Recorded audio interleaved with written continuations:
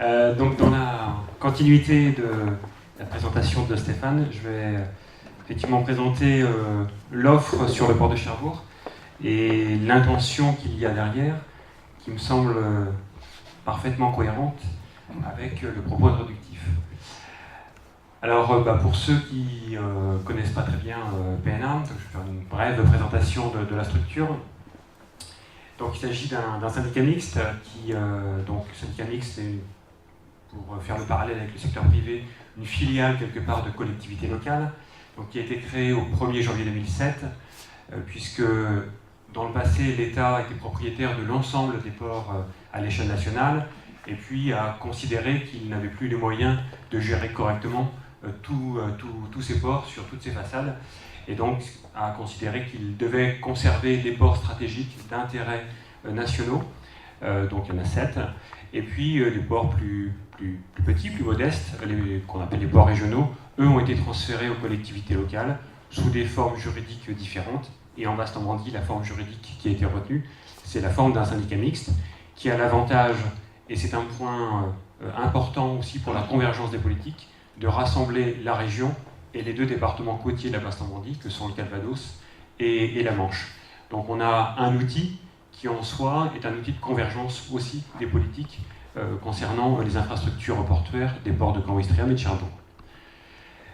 La mission de l'autorité portuaire, fondamentalement, c'est celle effectivement d'assurer la gestion et l'aménagement des ports. Donc l'aménagement des ports, c'est réaliser les infrastructures nécessaires au développement du port. Donc, les infrastructures, c'est les quais, c'est les ouvrages mobiles, c'est les terre-pleins, donc toutes les choses qui, globalement, prennent pied sous l'eau et à un moment ou à un autre émergent. La deuxième mission importante, mais qui a moins d'acuité qu'on dire sur Cherbourg, c'est la garantie des accès nautiques. C'est-à-dire quand un navire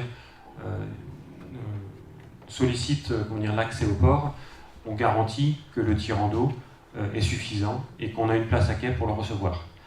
Donc c'est derrière notamment la problématique du dragage qui est peu présente à Cherbourg mais qui est bien plus présente à Caen-Ouistreham. Le port définit aussi et oriente l'activité du port, donc fait des choix de localiser ou de développer tel ou tel type d'activité sur le port. Donc c'est important pour le sujet d'aujourd'hui. C'est aussi de notre choix de faire des investissements ou pas pour développer la filière nautique. Et puis dernier point, donc nous sommes propriétaires effectivement du port, donc les infrastructures nous appartiennent directement, et on est aussi autorité délégante, c'est-à-dire que être propriétaire, ça ne veut pas dire gérer en direct, et donc notre mission, c'est aussi de choisir les délégataires, donc les gens, ou les structures, pardon, qui vont s'approprier, et puis au quotidien, gérer l'outillage. Et ça, c'est un point important qu'on retrouvera en fin de présentation concernant les outils de mise à sec. Et dernier point, on est effectivement un port régional qui appartient à des collectivités, et donc notre mission, elle n'est pas entre guillemets d'intérêt national, elle est d'asseoir le développement économique régional, et donc d'être en phase aussi avec les entreprises et les filières constituées notamment en région, dont la filière nautique évidemment. Alors, les deux ports, je vais passer vite sur Caen-Ouistreham, mais c'est pour présenter puis comprendre aussi, de notre point de vue, la cohérence du développement de la filière nautique sur Cherbourg. Sur Caen-Ouistreham, on a un port articulé autour d'un canal d'une quinzaine de kilomètres entre Caen et la mer, un port qui fonctionne avec les besoins portuaires, maritimes de la ville, et donc qui assure son fonctionnement de cette manière-là. Il a aussi une ligne ferry importante, qui a un hinterland relativement profond, et donc je dirais que le port fonctionne sur ces deux pieds-là. Sur Cherbourg, c'est complètement différent. On est au nord d'une péninsule, avec un hinterland et une demande de transport maritime qui est finalement assez faible dès lors qu'on sort du port. Par contre, le port a des caractéristiques nautiques exceptionnelles, je vais reprendre le terme, a une situation géographique intéressante, puisqu'on le voit sur la carte, qui est centrée effectivement en Manche, et puis il a des infrastructures de grande qualité. On voit effectivement la Cité de la Mer, on voit effectivement la Grande Rade, on voit les postes ruraux. Je dirais que tous les ports n'ont pas ces infrastructures. Et donc l'enjeu pour nous derrière, c'est d'appuyer le positionnement du port, pas d'essayer d'éviter des mythes sur lesquels d'autres ports peuvent mieux se positionner, mais fondamentalement s'appuyer sur nos forces pour développer le port.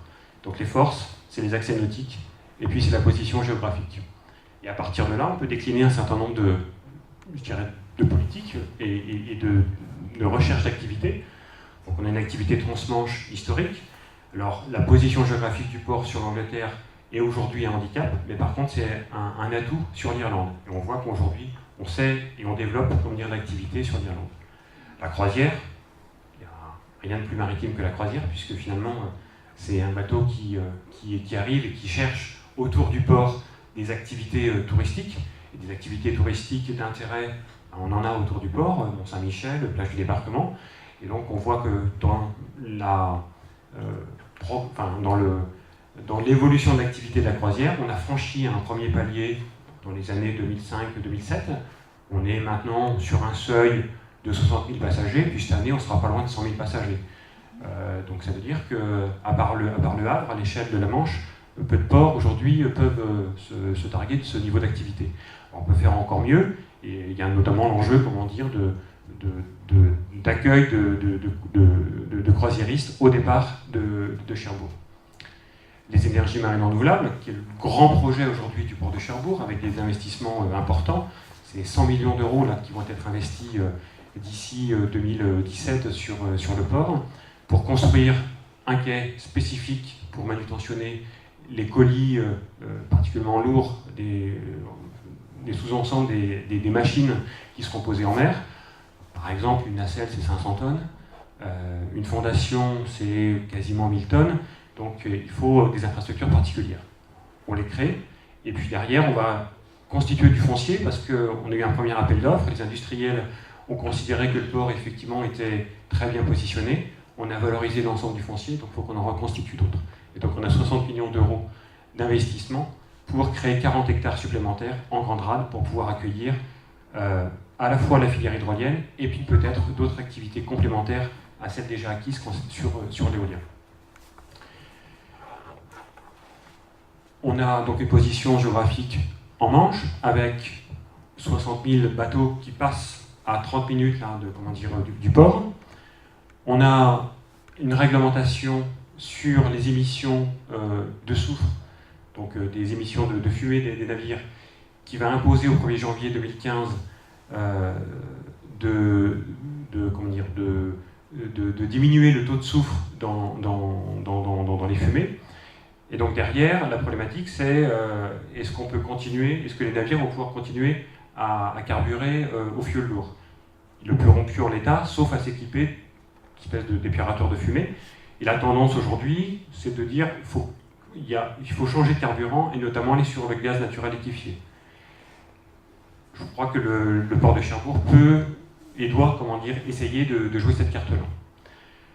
La construction internationale, je vais venir, et puis la filière produits de la mer, qui est la filière historique, identitaire du port de Cherbourg, avec une transformation sans doute à développer sur le port. On voit qu'à travers ces points-là, il y a des convergences qui paraissent possibles. La filière énergie marine renouvelable va localiser autour du port un certain nombre de navires de travail, qui auront peut-être besoin de s'avitailler et qui auront peut-être besoin aussi d'être entretenus, de se réparer. Donc on a des synergies à effectuer entre les différents segments.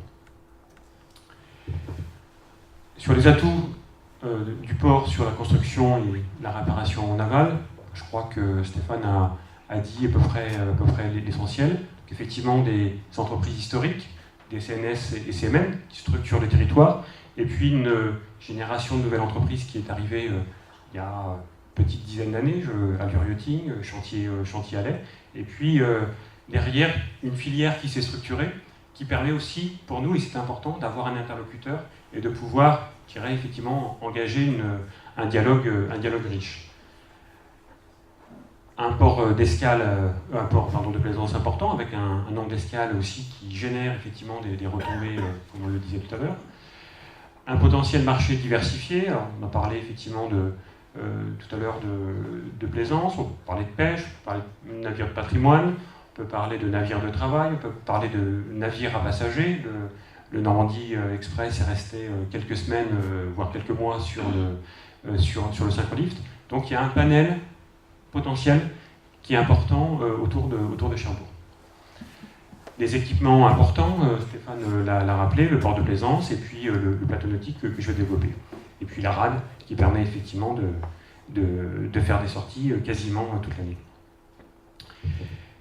Alors l'offre qu'on propose à Cherbourg, elle est résumée sur ce Google.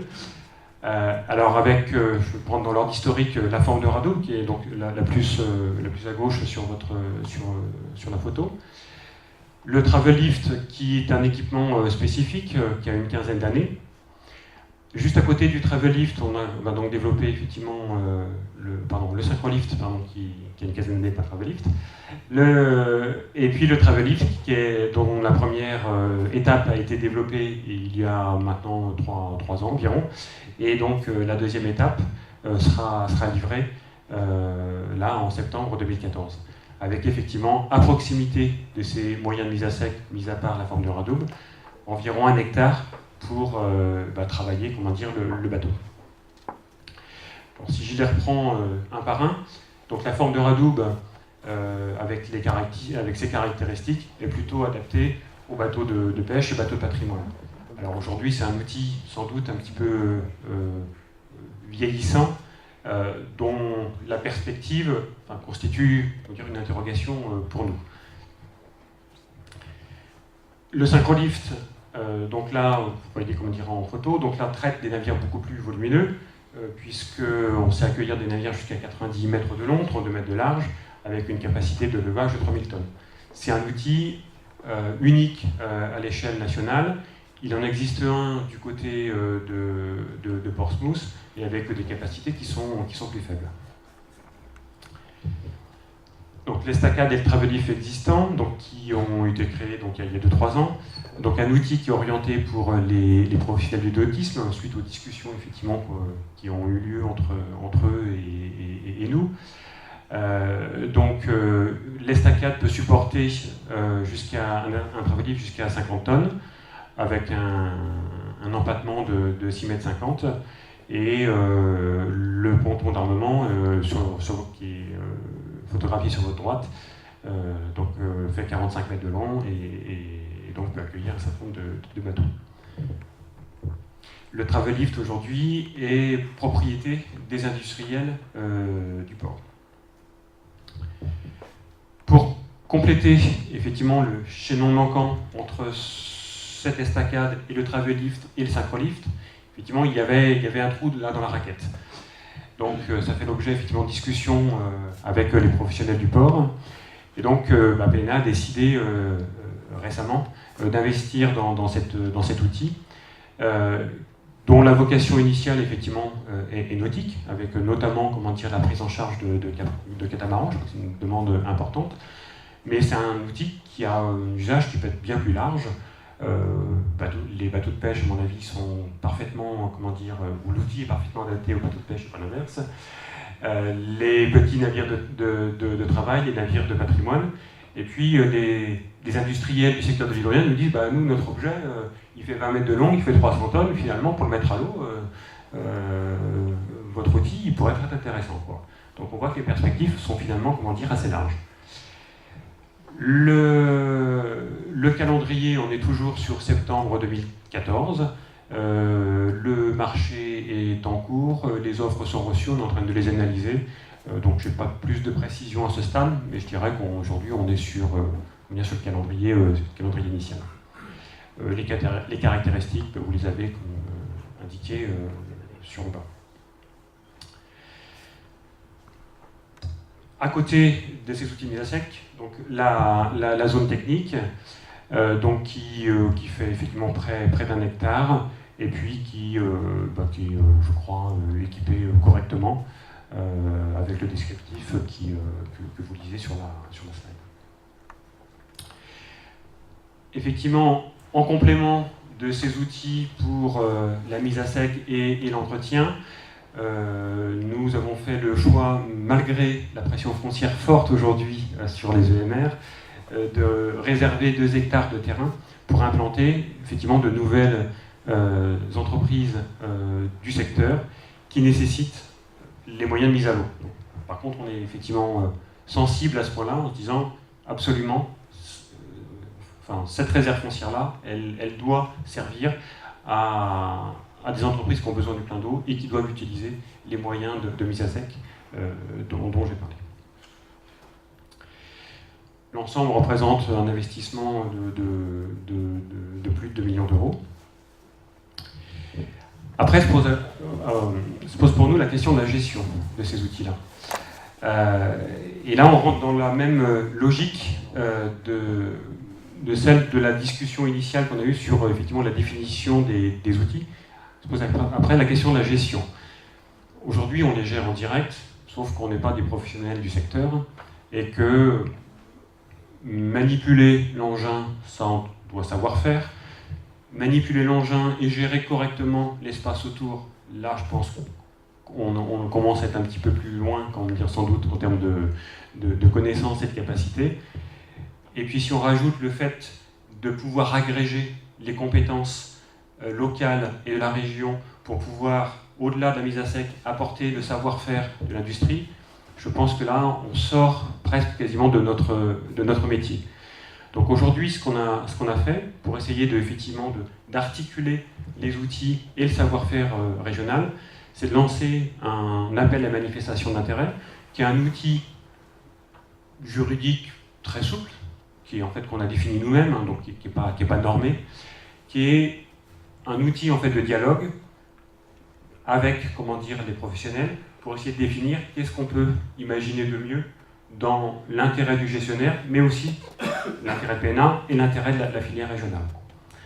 Donc le dossier aujourd'hui est fait, des candidatures ont été reçues, et donc aujourd'hui on va rentrer dans cette phase de discussion avec les candidats qui ont répondu à l'appel d'offres pour avoir, la gestion, j'espère, la plus performante possible de l'outil au service de tout le monde.